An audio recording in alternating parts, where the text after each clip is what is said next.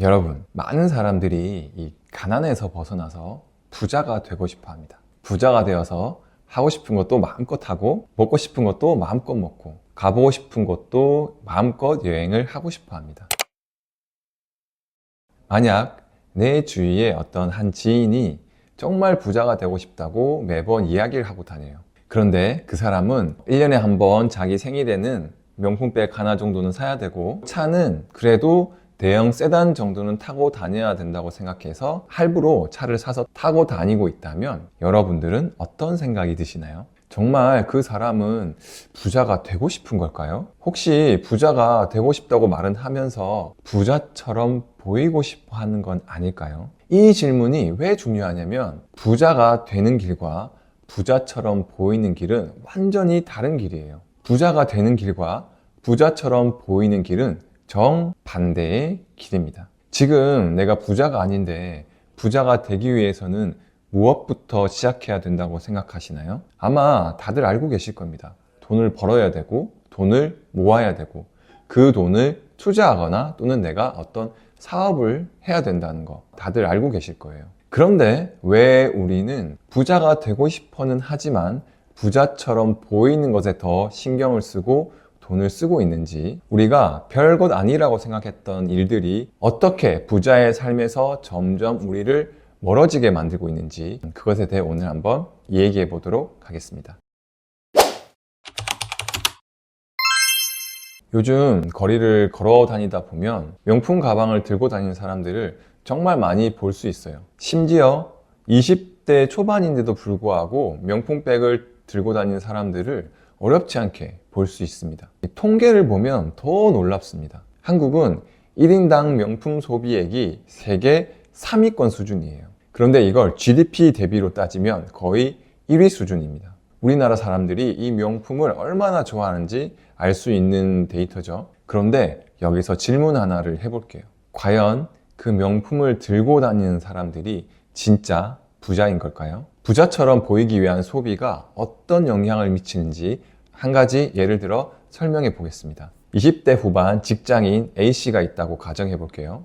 월급은 300만 원 정도고요. 이분은 회사 생활도 3년 정도 일을 했고 그동안 열심히 일했으니 이제는 나를 위해서 명품백 하나 정도는 선물해야겠다라는 생각을 합니다. 그래서 샤넬 매장에 들러서 너무 비싼 명품백 말고 한 500만 원 정도 되는 나름 저렴한 명품백을 하나 구입을 했죠. 아직 내가 1000만 원이 훌쩍 넘는 그런 가방을 사기에는 조금 사치라고 생각해서 적당한 가격인 500만 원 정도의 명품백을 구매했습니다. 500만 원. 사실은 월급의 1.5배가 넘어요. 왜 샀냐고 물어봤더니 주위 친구들도 다 명품백 하나 정도는 다 가지고 있으니까요. 이 정도는 나도 살 수 있는 능력이 되니까 산 거예요 라고 이야기를 합니다. 이 친구는 부자가 되기 위해서 샤넬백을 산 것일까요? 아니겠죠. 부자처럼 보이고 싶어서 산 겁니다. SNS에 사진을 올리고 친구들 만날 때 들고 나가고 그렇게 함으로써 나도 이 정도는 살 수 있고 나도 이 정도는 산다 라는 이미지를 만들고 싶었던 거죠. 그런데 아이러니하게도 이 친구가 이 가방을 사는 순간 부자가 되는 길에서는 더 멀어지게 됩니다. 500만 원을 가방을 사지 않고 연간 5%의 수익률로 투자를 했다면 5년 후에는 620만 원, 10년 후에는 770만 원, 20년 후에는 무려 1120만 원이라는 돈이 됩니다. 이건 단순히 돈의 문제가 아니에요.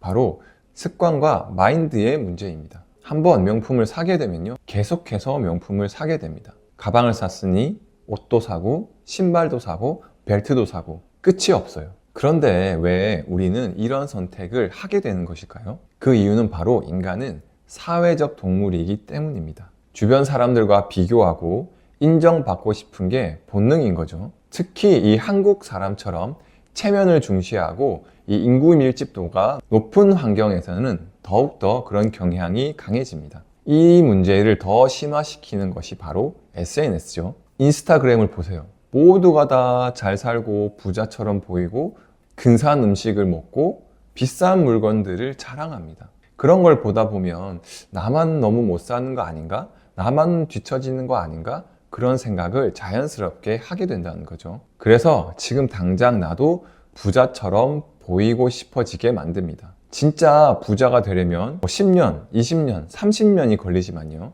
부자처럼 보이는 것은 지금 당장 신용카드 한 장이면 가능하니까요. 하지만 이게 바로 함정입니다. 부자처럼 보이는데 돈을 쓰면 쓸수록 우리는 진짜 부자가 되는 삶에서 계속해서 멀어지게 될 수밖에 없는 것이죠. 명품 가방을 하나 사게 되면 거기서 끝이 아닙니다. 명품 가방을 드는데 추리닝을 입을 수는 없잖아요. 명품 가방에 맞게 명품 옷도 사게 됩니다. 신발도 사고요. 또 그 가방을 들고 패스트푸드점에 갈 수는 없잖아요. 그러니까 더 비싼 음식점에 가게 됩니다. 이게 바로 라이프 스타일 인플레이션입니다. 한 부분의 소비 수준이 올라가게 되면 다른 부분도 그에 맞춰 소비 수준도 자연스럽게 올라가게 되는 것입니다. 명품 하나 정도는 있어야 하지 않겠어? 라는 단순한 생각이 라이프 스타일 인플레이션을 일으키면서 실제로 내 연간 소비의 20%에서 40%까지 그 소비를 더 늘리게 되는 것이죠. 이래도 과연 명품 하나 정도라고 쉽게 생각해도 되는 문제일까요? 사실 남자분들은 더 잘 아실 텐데 우리가 경차를 타다가 중형차로 갈아탔을 때 정말 다른 세상이죠. 그리고 이 중형차를 타다가 이 대형 세단을 몰아봤을 때 다들 그렇게 느끼실 거예요. 와, 정말 이 정도 돈을 내고 이렇게 좋은 차를 타는 이유가 있구나 라고 생각하실 거예요. 그런데요, 대형 세단을 타다가 갑자기 경차를 타라고 하면 어떤 기분이 드실까요? 내가 34평 아파트에 살다가 갑자기 18평 아파트로 이사를 가야 된다고 생각해 보세요. 어떤 기분이 드시나요? 이렇게 사람은 지금 자기가 누리고 있는 것, 그 이하의 삶으로 돌아가는 것을 굉장히 힘들어합니다. 한번 이 라이프 스타일 인플레이션이 시작되게 되면 다시 검소한 삶으로 돌아가기가 정말 힘들다는 거예요. 그때부터는 이제 저축액은 점점 줄어들고 심지어 월급이 올랐어도 소비가 그 월급에 비례해서 더 많아지기 때문에 월급이 올랐다고 해도 저축액이 늘기는커녕 오히려 줄어들게 됩니다. 그래서 누군가에게 보여지는 모습은 부자처럼 보여질 수도 있겠지만 실제로는 점점 더 가난해지고 있는 거예요. 여기서 정말 안타까운 것은 그동안의 소비가 누군가에게 부자처럼 보이기 위한 것이고 처럼이기 때문에 실제로는 그게 아니라는 것이 오히려 더 비참합니다. 이렇게 이 라이프 스타일 인플레이션이라는 게 실제로 얼마나 큰 기회비용을 날리게 되는지 숫자를 한번 계산해 볼게요. 앞서 살펴봤듯이 500만 원짜리 명품백의 기회비용은 500만 원이 아니었어요. 5년이 지나게 되면 620만 원이고 20년이 지나게 되면 1220만 원이에요. 여기서 다른 분야의 라이프 스타일 인플레이션을 제외하고서 계산을 해봐도 만약 10년간 내 생일에 명품백을 샀다라고 가정을 해볼게요. 그러면 10년간 들어간 돈은 5천만 원이에요. 그런데 이 10년 동안 이 5천만 원을 연 5%의 투자 상품에 투자를 했었다면 단순 계산으로 이 돈이 20년이 지나게 되면 그 기회비용은 1억이 넘습니다.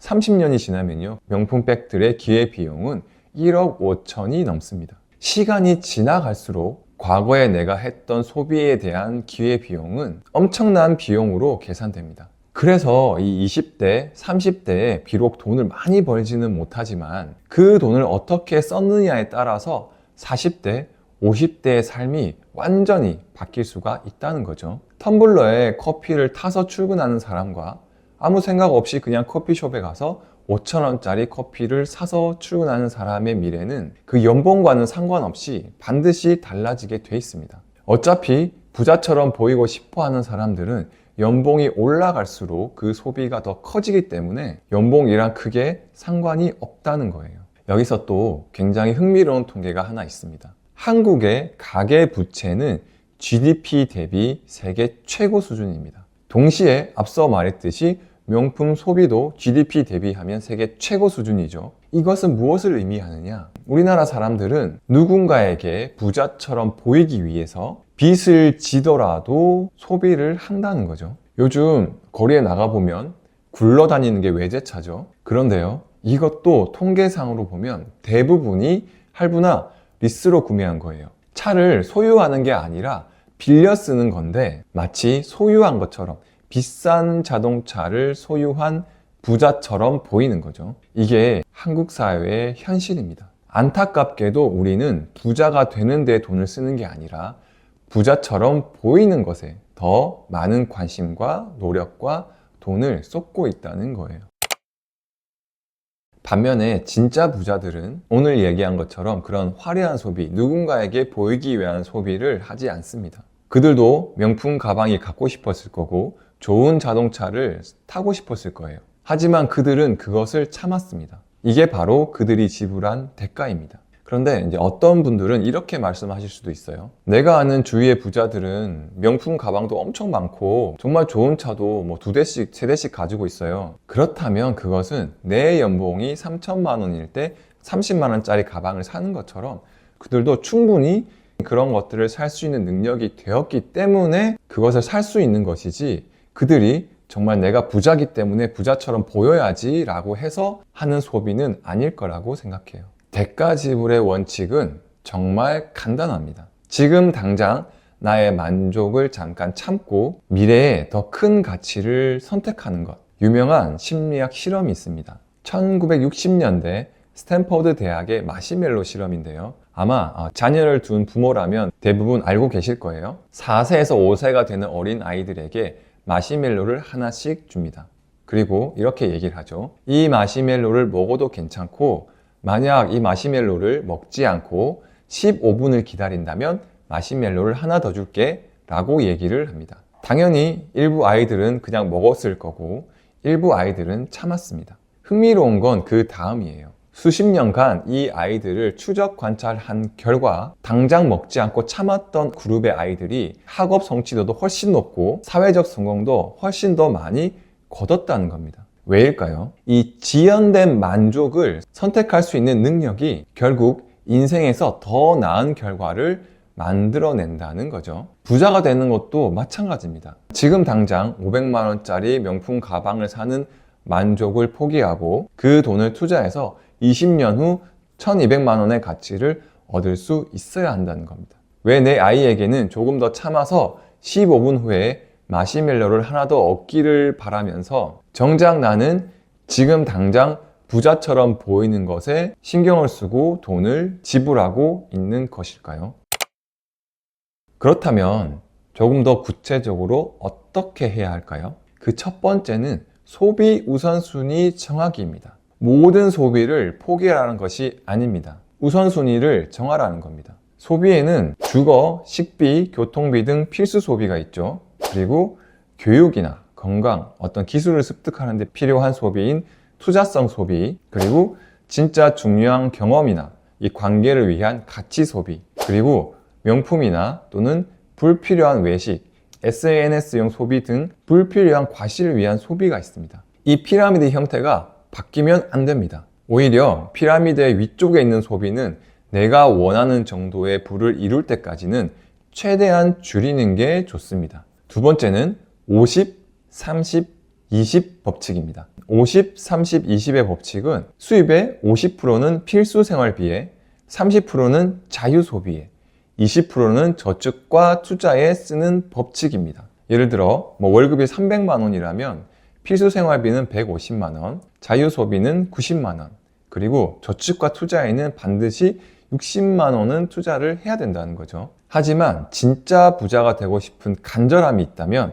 이 비율을 바꿔야 합니다. 50, 20, 30 또는 50, 10, 40까지도 필요하다면 자유 소비를 최대한 줄이고 저축과 투자 비율을 늘려야 합니다. 그리고 여기서 월급이 들어오면 자동으로 저축이나 투자 계좌로 이체되게 설정하세요. 눈에 보이지 않으면 쓸 수 없습니다. 많은 사람들이 남은 돈을 저축하겠다고 합니다. 그런데 남는 돈이 있나요? 없습니다. 돈은 항상 쓸 곳이 있거든요. 그래서 먼저 떼어놓는 게 중요합니다. 이렇게 소비를 줄이고 저축과 투자를 늘리기 위해 또 한 가지 우리가 바로잡아야 할 것이 바로 충동 구매입니다. 충동 구매를 막는 간단한 팁을 하나 알려드릴게요. 조금 유치할 수 있지만 직접 실천해 보면 그 결과는 결코 유치하지 않으실 거예요. 예를 들어 10만 원 이상의 물건이 사고 싶을 때 저는 24시간을 기다립니다. 그러고도 이 물건이 꼭 필요하다면 물건을 사게 되고 그렇지 않다면 물건을 사지 않는 거예요. 그리고 50만 원짜리 이상이면 일주일, 100만 원짜리 이상이면 한 달을 기다립니다. 이걸 실제로 해보면 정말 놀랍습니다. 내가 지금 이거 필요하다, 사고 싶다라고 생각했는데 딱 24시간, 하루만 지나도 이게 그렇게 나한테 필요하진 않은 것 같은데 라는 생각을 하게 되실 거고, 50만 원짜리도 일주일이 지나고 보면 그렇게 필요한 것만 아니었네 라는 생각을 하실 거예요. 그리고 실제로 제가 경험한 건데 100만 원이 조금 넘는 물건을 보고 있었어요. 그래서 이 물건이 사고 싶어서 와이프한테도 이야기를 했죠. 그러니까 와이프는 사도 된다고 괜찮다고 얘기를 했었어요. 그런데 나만의 규칙이죠. 일단은 1개월 정도를 더 생각해 보기로 합니다. 그런데요, 1개월이 지나니까 이 물건보다 기능은 업데이트가 됐는데 가격은 조금 더 비싼 가격에 나왔더라고요. 그래서 저는 처음에 생각했던 그 물건 대신 이 물건이 사고 싶어졌어요. 이것도 100만 원 이상이죠. 그래서 또 1개월을 기다리게 됐어요. 그 1개월 후에는 어땠을까요? 그때 당시에는 이 물건이 나에게 필요하다고 생각했었는데 또 1개월이 지나고 나니까 이 물건은 지금 당장 나에게 필요하지 않고 또 다른 물건이 보였던 거죠. 이 이야기에서 결론은 무엇일까요? 생각보다 내가 필요하다고 생각했던 그 물건들이 사실은 그렇게 필요한 물건은 아니었다는 거죠. 이렇게 하게 되면 정말 놀라울 정도로 불필요한 충동 구매를 막을 수가 있습니다. 두 번째로, 물건 값이 싸다고 사는 습관을 없애야 됩니다. 저도 예전에는 마트에 가서 1+1 행사를 한다거나 굉장히 세일이 많이 들어간 물건을 보면 쟁여놓고 싶다는 생각을 했어요. 어차피 쓰게 될 건데 싸게 팔 때 사서 쟁여놓으면 더 이득이잖아요. 그런데 안타깝게도 많은 경우 그렇지 않았습니다. 그 당시에는 필요하다고 좋다고 생각했던 물건들도 시간이 지나게 되면 더 좋은 물건이 나오기도 하고, 그 당시는 필요했지만 시간이 지나면 필요하지 않게 되는 경우도 굉장히 많았어요. 그래서 돈을 주고 사서 쟁여두었던 물건을 또다시 돈을 내고 버려야 하는 경우도 있었습니다. 살 때도 돈을 내고 사고, 불필요한 물건을 사서 보관하는데 장소도 제공을 해야 되고, 그리고 결국 쓰지 못하고 버리는데 돈을 내고 버리게 되는 최악의 소비가 되는 거였죠. 싸다고 무조건 사서 쟁여놓는 거, 결국은 올바른 소비가 아닐 때가 더 많습니다. 싸다고 산다가 아니라 필요하니까 산다로 생각을 바꿔야 한다는 거죠. 많은 사람들이 이렇게 부자처럼 보이는 것에 집착하는 이유가 무엇일까요? 왜냐하면 그렇게 해야 행복할 것 같다고 생각하기 때문이에요. 인정받고 존중받고 부러움을 살 것 같아서요. 하지만 꼭 진실은 그렇지 않습니다. 명품 가방을 사는 순간 그 쾌감은 얼마나 갈까요? 일주일, 한 달, 그 다음엔요, 또 다른 게 갖고 싶어집니다. 이게 바로 쾌락의 쳇바퀴예요. 끝이란 게 없어요. 반면에 통장에 1억이라는 돈이 생겼다고 생각해 보세요. 회사에서 부당한 대우를 받아도 나 언제든 못 참겠으면 그만둬도 돼 라고 생각할 수 있는 자유, 하고 싶은 일을 선택할 수 있는 자유, 이게 진짜 풍요로움이고 행복이에요. 다시 한번 생각해 볼까요? 부자가 되고 싶은 진짜 이유는 무엇인가요? 명품을 사기 위해서? 좋은 차를 타기 위해서? 아닙니다. 진짜 이유는요, 원하는 삶을 살 수 있는 자유, 걱정 없이 살 수 있는 안정, 하고 싶은 일을 선택할 수 있는 권리, 사랑하는 사람들과 시간을 보낼 수 있는 여유, 이런 것들이 사실 진짜 부자가 되고 싶은 이유예요. 이런 것들은 명품 가방이나 고급 자동차가 줄 수 있는 것이 아닙니다. 오직 진짜 재정적인 여유만이 이런 가치들을 줄 수 있습니다. 오늘은 누군가에겐 조금 불편할 수도 있지만, 안타깝게도 부자가 되고 싶다는 마음은 있지만 그 행동들은 오히려 부자가 되는 길에서 점점 멀어지고 있는 상황에 대해서 이야기해 보았는데요. 사실 이 딱 한 가지만 제대로 생각해 보신다면 부자처럼 보이는 것이 그렇게 중요하지 않다는 것을 알 수 있으실 겁니다. 여러분은 계속해서 함께하고 싶은 사람이 어떤 사람인가요? 머리 끝부터 발끝까지 명품을 두르고 있는 사람인가요? 아니면 언행이 명품이고 인격이 명품인 사람과 함께하고 싶으신가요? 그렇다면 나는 어디에 노력을 해야 되고 어디에 돈을 써야 할까요? 겉모습이 아닌 내 안의 여유에, 순간의 만족이 아닌 오래가는 행복에, 남들에게 보이는 것이 아닌 나와 내 사람들의 진짜 삶의 시간과 노력과 돈을 투자하는 여러분들이 되시기를 응원하겠습니다. 화이팅!